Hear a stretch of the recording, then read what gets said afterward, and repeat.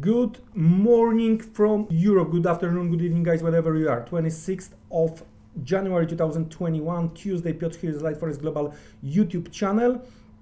We are going to discuss British pound crosses as we got the UK job numbers. They were not bad, but anyway, pound is losing the ground. We are going to discuss details of the data within the second. What is going on with the British pound overall? From the daily chart perspective, it was very nice line. It on Thursday, last Thursday, I thought that this is a breakout. The upper shadow suggested a little bit of the pullback possible, but then we do remember what happened on Friday. Pound crashed, right? And there was a discussion of the retest of 37.20 as a possible supply opportunity, and that's what happened yesterday. Actually, we got this upper shadow, and then again rejection towards the end of the day. We closed below the weekly open, and we continue today to the downside when it comes to the British pound. But on the other hand, when it comes to the buyers, we might face some demand very soon based on this trend line. So levels close to 36 might create this short-term buying opportunity if you are aggressive buyer, but I would be very careful. Now why? Let me clean the chart. I would be very careful. The low of that line, all right, also is in relation to the possible demand, because from here we make new high and the zone is quite wide, so it might not be 36. We might even see 135. That's 100 pip range of the possible demand, and we are talking about the levels close to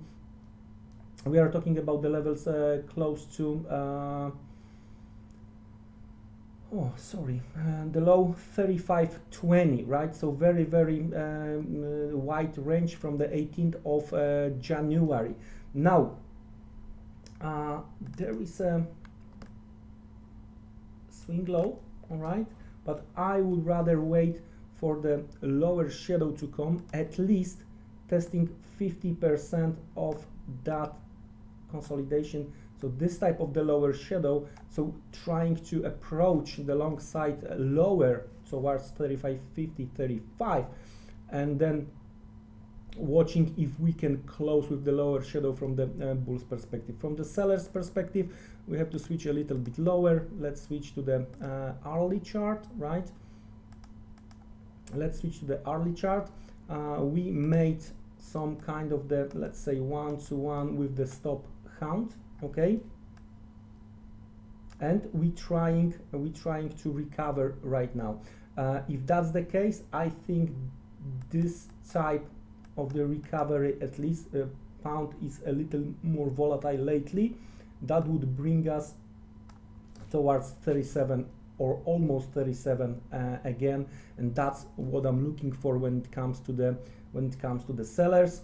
The levels close to 35.50, as I mentioned, it's that last weakness, and that's what we are talking about, 35.60, 35.50. So watch out for this type of the action.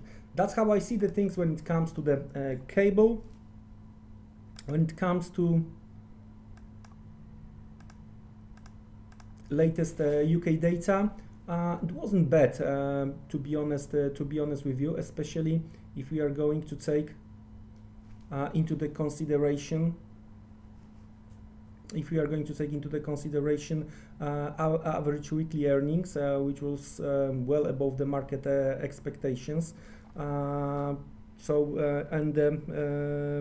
unemployment rate 3 months, November 5%, estimation 5.1, previous 4.9. But as always, the devil is in details. What I'm talking about, well, you have to do your own homework, you have to do your own research, how the UK government is dealing with, because of the coronavirus, how they are dealing with the job market. Okay, so We discussed cable. Let's have a look. The next one. Next one is euro pound. And what is going on with the cable, it's partially related to what is going on with euro pound. Because if you do remember, we are fighting really around very, very important level, right? So yesterday euro was a little bit weaker, but today we are trying to make the turnover. Of course, 870 as a demand, right? But the supply is very, very close, around 90. So would be good from the buyer's perspective to push it higher, then eventually retest, hold weekly open, and continue to the upside. So for now, a lot of efforts from both sides, and we are holding very tight range in between 88.70, 89, and to be honest with you, I would rather leave it for a while to see how it's going to how they are going to unfold this range. Well, we will see. The next one, pound yen. Here a little bit more interesting.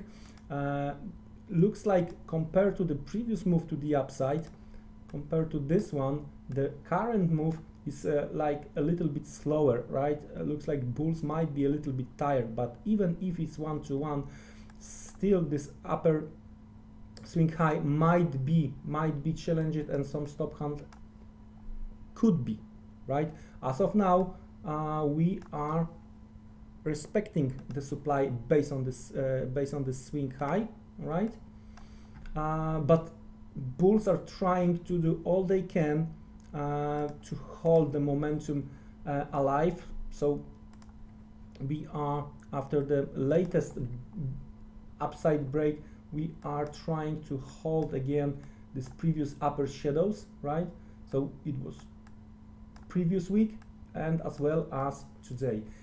So looks like 141.30 is short-term key here for eventually trying to push higher, first towards 142.30 and then 133.30, because it's a 100 pips range for now. So if we are going to break to the upside, so it's 100 to the upside.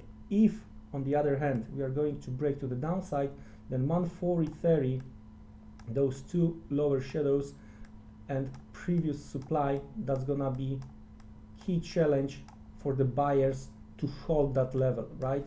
So 140 overall as a psychological level. So as of now, we are within the 141.30, 142.30. So from the intraday perspective, you may want to try to watch what is going on, and in case of the holding the range with some stop count, you might want to trade within that range. If we are going to get the early breakdown or early breakout to early close above, then another 100 pips could be, I'm not gonna tell you that it's for sure going to happen, could be on the way. Okay, pound Canadian dollar. Here also supply is trying to hold, but it's getting more and more narrow. So you know, if we are going to break to the upside, it could be very powerful move. All right, we are talking about the levels close to 74.50, 75 as the important supply zone. All right. On the other hand, if the bulls are going to recognize, oh no, it's gonna be challenge, we might see slow partial profit taking down towards 72.50, 72 at the very first move to the downside. The thing is that this week is gonna be related to the dollar because of many different things. We might see on other crosses the ranges prevail. With that being said, guys, don't be trapped. Wish you great rest of the European trading session, and see you around. Take care and goodbye.